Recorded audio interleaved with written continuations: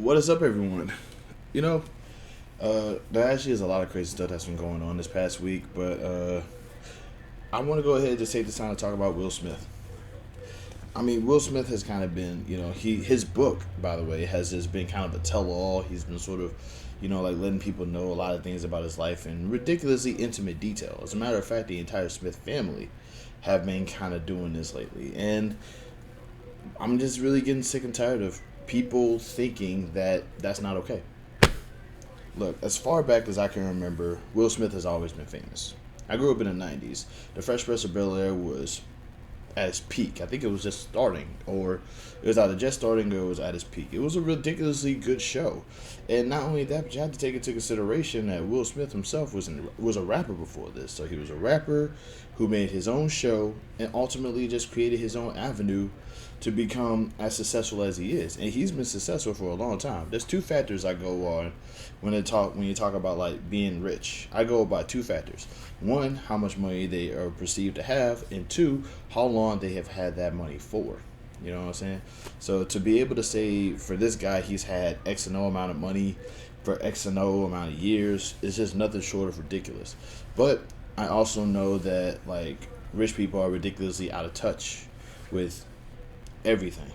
So of course there are going to be some things that they're going to think is normal that we're not going to think is normal, and vice versa. And I'm not. And my thing is that like anybody who's watching this video is going to probably like hear all this and be like, oh, he's simping for Will Smith, blah blah blah blah blah.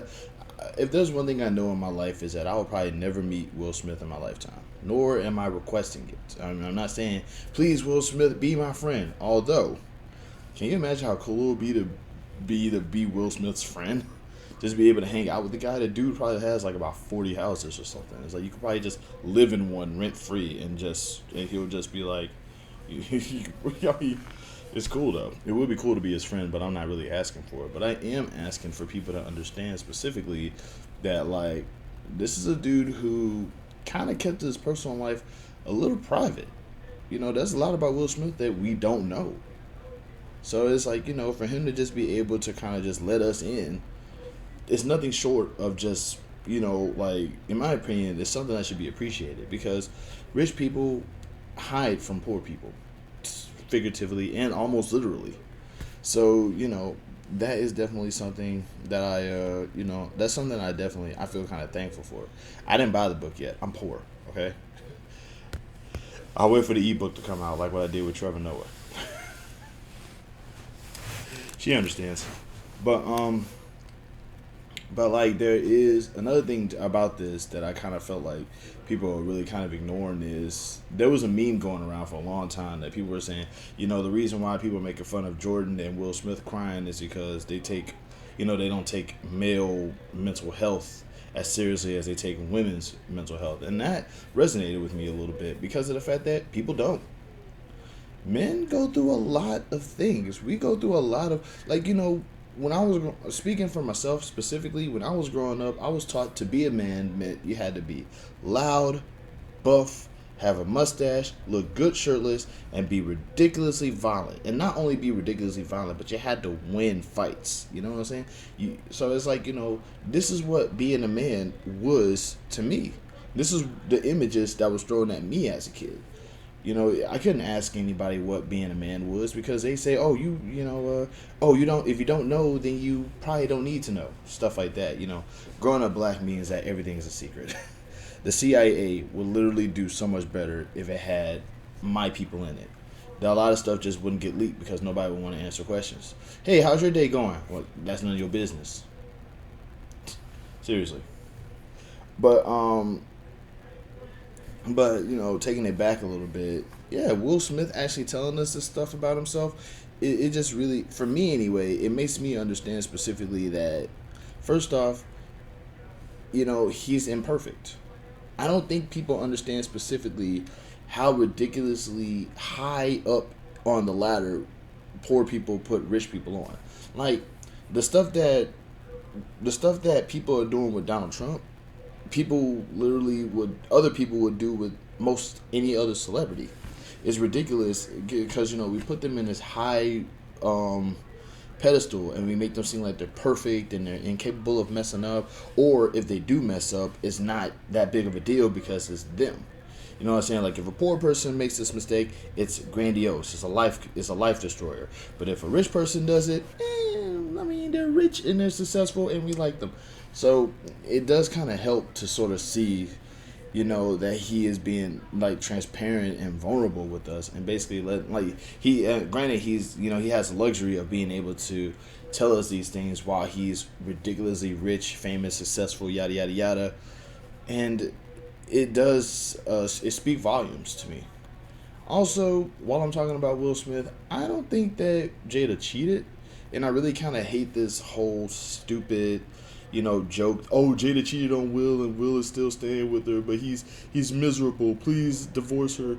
It's like people don't understand. The weirdest thing about this is that like the monos, as I call them, the monos really don't understand specifically what it's like to be, like people who cheat on each other all the time and keep it secret.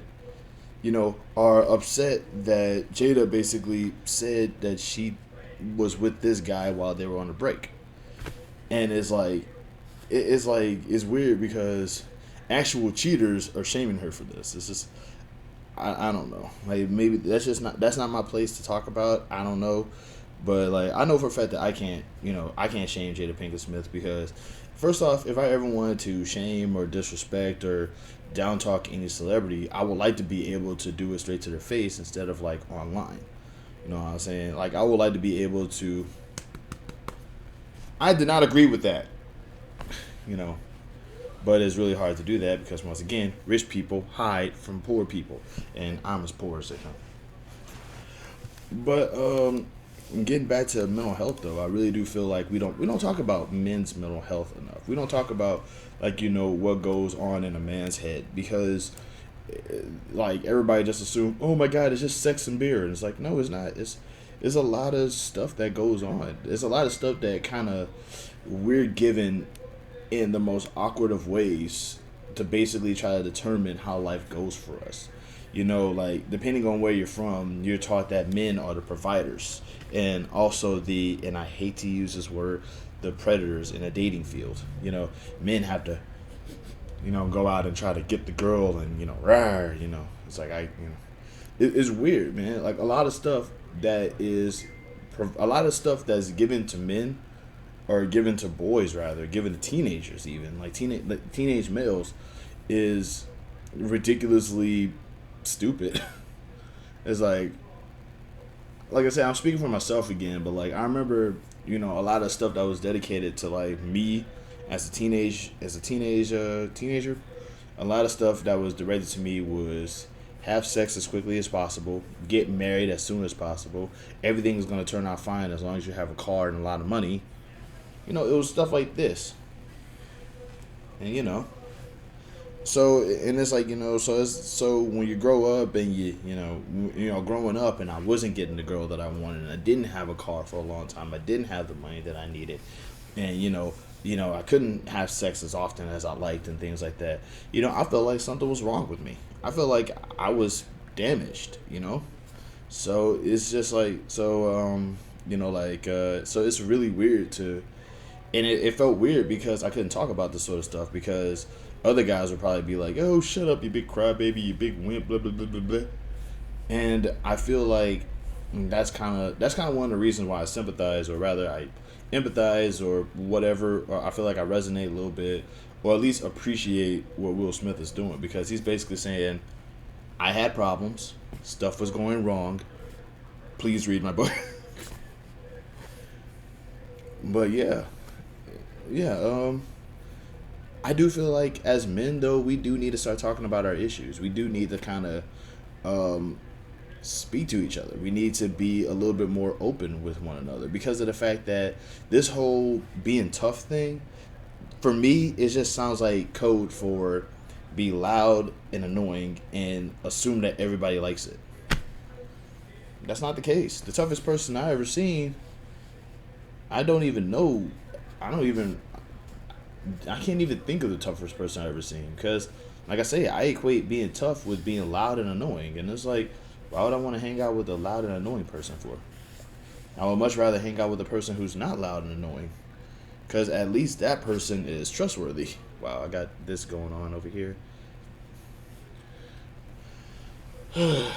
But yeah, I guess that's just my take on it. It was supposed to be about Will Smith, and I ended up talking about toxic masculinity or whatever. Toxic masculinity, that's going to be a whole another video down the line. But right now, yeah, that's it. We do need we need to prioritize mental health in general, but specifically more for men because, like, because I'm a man, I can't see anything from a woman's perspective. So I'm just speaking specifically for me and the stuff that I see from the men's perspective. That's it though. Love, peace, be safe out there, and I did say I was gonna stop doing this. I still need to remember the sign language for safety. All right. That's it though. Maintain your peace out there, y'all.